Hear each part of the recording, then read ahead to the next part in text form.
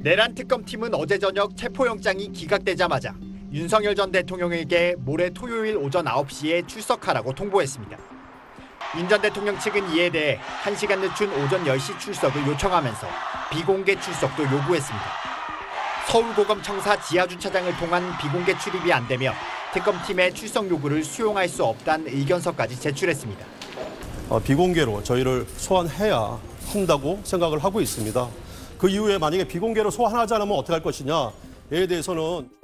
그러자 특검팀은 전직 대통령 누구도 지하주차장으로 온 전례가 없다며 사실상 출석 조사를 거부하는 걸로 평가될 수 있다고 비공개 출석 요구를 거부했습니다. 그러면서 이 경우 누구라도 형사소송법에 따른 절차를 검토할 수밖에 없다고 강조했습니다. 출석에 불응할 경우 체포영장을 재청구할 수 있다는 뜻을 시사한 겁니다. 전형적인 특수통 검사 출신인 조은석 특검과 윤 전 대통령 측 간 신경전은 수사 착수 이후 줄곧 이어졌습니다.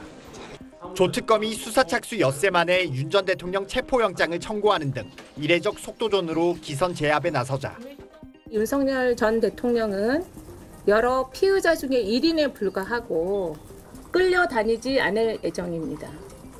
윤 전 대통령은 특검 조사에는 응하겠다면서도 공개망신식 소환은 수사가 아닌 정치라며 여론전을 펼치고 있습니다. 양측 간 가열되는 수싸움에 당장 모레 조사가 불발될 가능성까지 제기되고 있습니다. SBS 한성희입니다. 영장이 기각되자마자 특검이 28일 날 나와라 이렇게 통보를 했는데 윤석열 전 대통령 측이 또 뭔가 수정 제의를 했어요?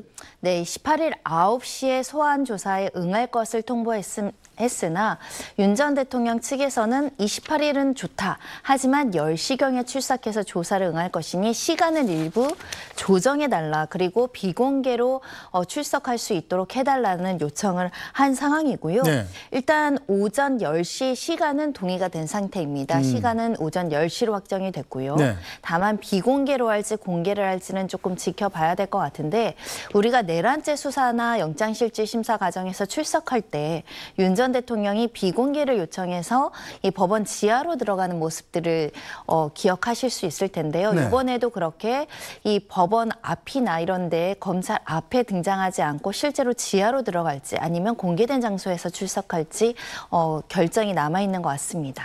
자, 그런데 오전 9시에 나오는 거하고 10시에 나오는 거하고 제가 보기엔 그게 그건 것 같은데 왜 윤석열 전 대통령 측이 시간을 굳이 또 1시간 늦추겠다고 제안을 한 건가요? 일반적인 피의자 사건에서 경찰이 9시에 나오라면 어떻게든 9시에 맞춰서 이제 조율해서 나가는 것이 통상적인데 그래서 통상 1시간의 차이는 유의미하지 않습니다. 하지만 이 사건에서는 전 국민의 관심사이기도 하고 특히 특검과 윤 전 대통령의 최초의 소환조사라는 의미에서는 서로 말하는 기싸움을 하고 있다. 그러니까 서로 절차에 주도권을 누가 가지냐에 있어서 특검팀은 과거에 공수처가 가지고 있는 여러 가지 절차적인 부담을 되풀이하지 않겠다. 우리가 수사기관으로서 주도권을 갖고 피의자에게 정당한 절차에 의해서 적법하게 이렇게 소환조사나 이런 일정에 응하도록 하겠다라는 의지가 강력한 것이고요. 윤 전 대통령은 수사에는 응하지만 내가 수동적으로 굉장히 끌려가는 모습을 보이기 싫다.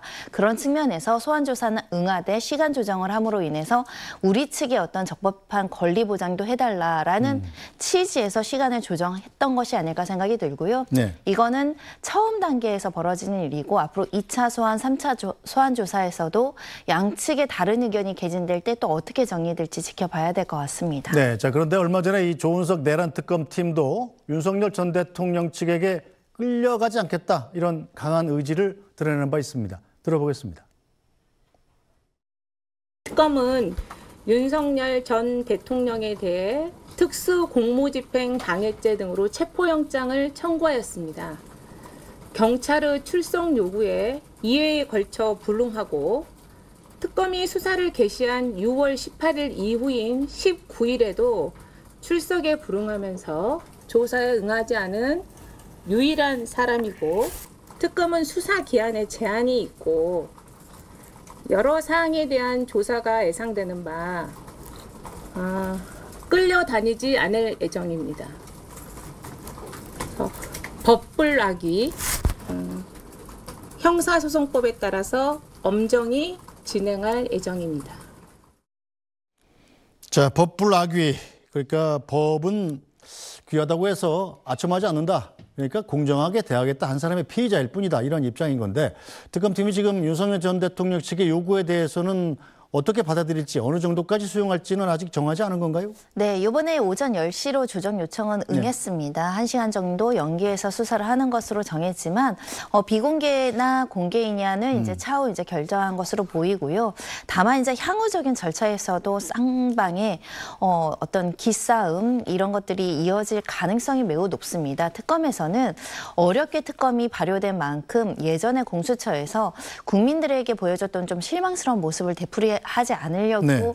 굉장히 절차적으로 챙기는 모습을 보여주고 있는데요. 예를 들면 공수처에서 과거에 내란죄 수사를 위해서 헌법재판소에서 기가하는 윤 전 대통령이 병원을 가는 소식을 모르고 구치소에서 기다리다가 후퇴한 네. 경우가 있거든요. 이런 경우에 공권력이 좀 무력화되거나 그 어떤 상징성이나 지위가 조금 내려갈 가능성이 있으니까 그런 사소한 절차나 이런 것들도 우리가 후퇴하지 않겠다라는 모습을 보이고 있고 윤 전 대통령 측에서도 일단 특검의 위헌성까지 지적하고 있는 상황이기 때문에 앞으로 하나하나의 절차마다 굉장히 다른 주장이 나올 가능성이 있어요. 그럴 때 특검이 법리와 사실관계와 증거로서 윤 전 대통령 측을 압도할 만한 논리로 네. 수사를 이어갈 수 있는가, 특히 신변 확보를 할 수 있는가 굉장히 중요해질 것 같고요. 일단 1차 소환 조사의 결과도 지켜봐야 될 것 같습니다. 예전처럼 윤 전 대통령 측에서 진술 거부권을 행사해서 소정의 성과가 아무것도 없다라고 한다면 특검 측도 굉장히 수사의 동력을 받기가 어려운 상황이 펼쳐질 수 있거든요. 네.